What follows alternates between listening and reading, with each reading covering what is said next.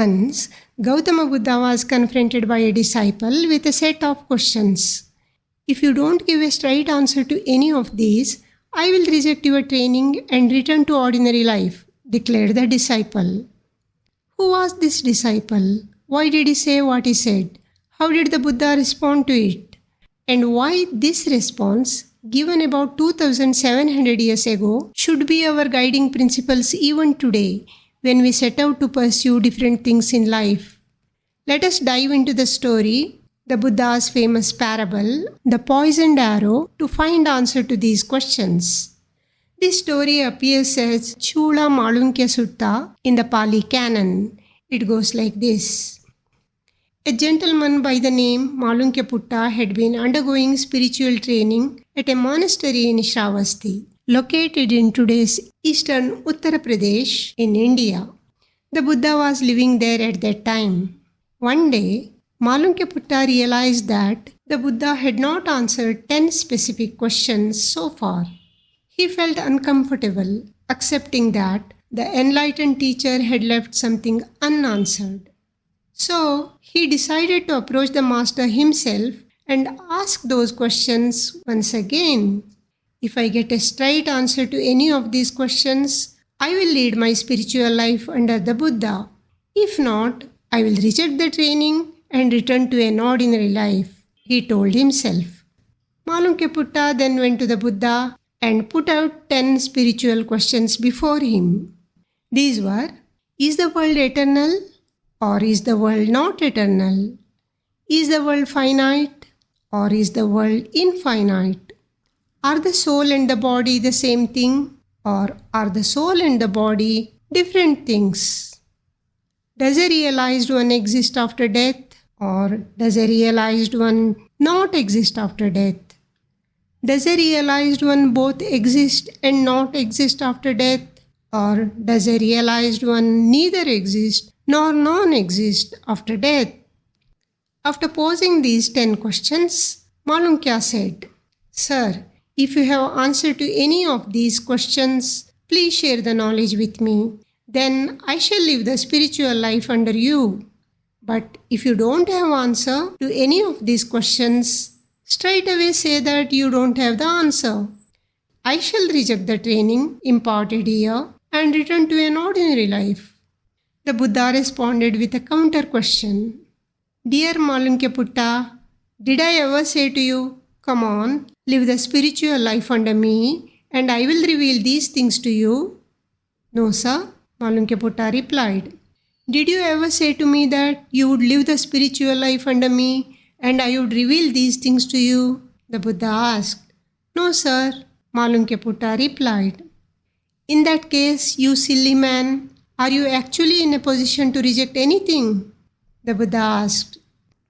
Then he narrated a story to make Manunkya understand his own position vis-a-vis the 10 spiritual questions.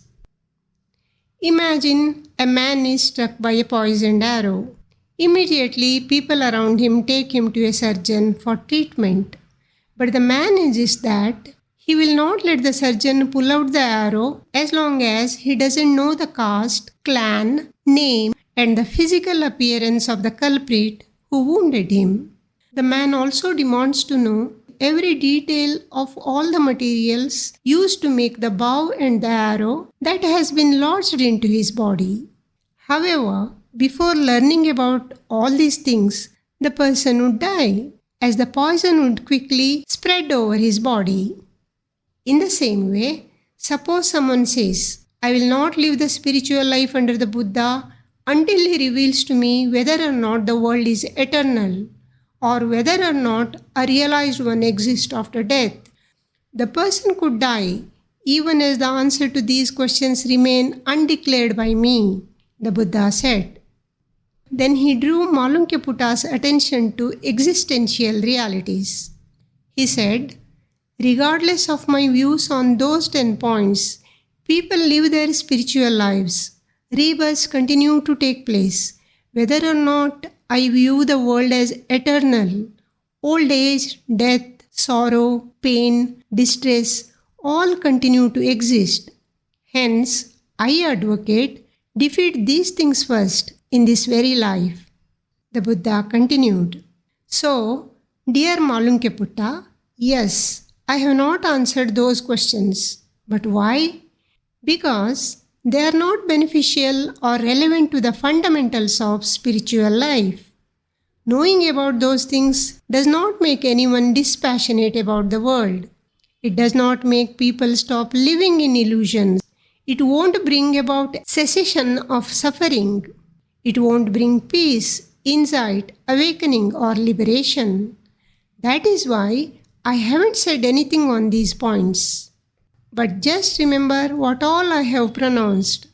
I have declared there is suffering, there is the origin of suffering, there is the cessation of suffering, and recognizing these facts will lead to the cessation of suffering.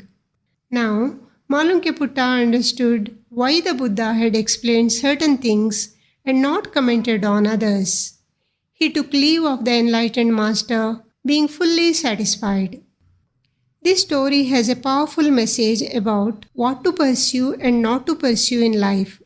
It emphasizes the core of our pursuit should be pragmatic and experiential. It should lead us to action toward freedom from suffering. Adopting these principles is beneficial for not just spiritual pursuits but also mundane matters. How? We chase many things for many reasons. For instance, we take up activities just to avoid boredom, or to strengthen self-identity and self-worth, or out of curiosity or obligation, or maybe some other reason. But many a time we are forced for an afterthought that makes us realize that we were barking up the wrong tree, wasting our time and energy on something totally irrelevant to our lives. So, before entering into a new set of activities, let us remember this parable. Let us ask ourselves, does it serve my highest purpose in life? What are your thoughts on it? Share in the comments. Thank you for watching.